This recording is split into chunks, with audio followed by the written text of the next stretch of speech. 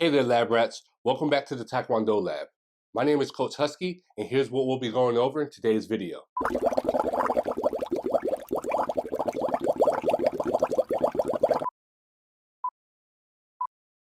Here we are in the lab, where athletes like you hone their skills to take their game to the next level. Want to know when we're coming out with new videos just like this one? Just smash that like button and follow us on social media. Today, I'm joined by Haiti national team member, AAU national team member, and peak international Taekwondo athlete, Sean Lalone. Ready to get started, Sean? Yes, sir. The punch has been scoring much more often in recent years than it has in the past. The way you score a punch has also changed. In this video, we'll give you a technical demonstration of how to properly execute a punch in a way that increases its percentage of scoring.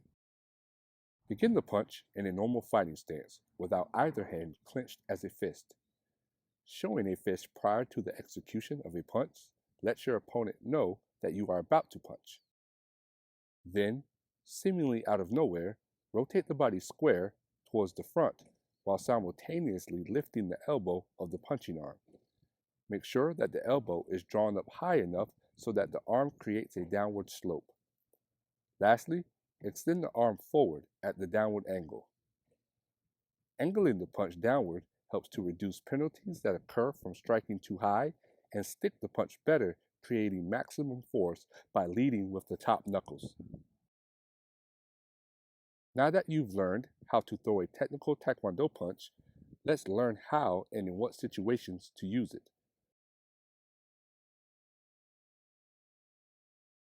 Scoring a punch today is less about the impact of the punch and more about the timing of the punch. Here, we'll show you the two best methods for scoring a well-timed punch.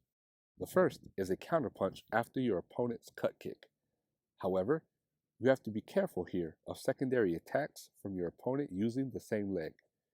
To guard against this, push the leg down or swipe it out of the way to off-balance your opponent, creating a small window of opportunity to punch without the worry of a secondary attack.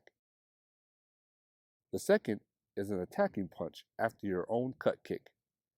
Show the cut kick with a slight extension to ensure that your opponent cannot reach it, but believable enough to cause a reaction. Once the reaction is given, drop the leg quickly and punch immediately. An important thing to note is that whatever type of punch you use, you should always clinch afterwards. Punching and leaving the space open allows for your opponent to counter with a multitude of techniques.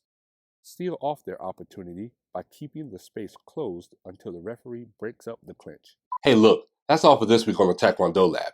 Make sure you follow and check into the lab on Facebook during your next training session.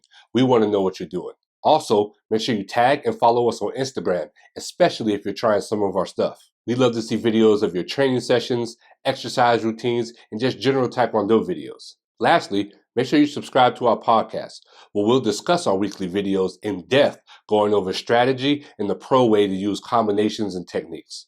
We'll also talk directly to our viewers, taking calls, answering questions, and conducting interviews of world-class athletes and coaches. Until next time, Lab Rats.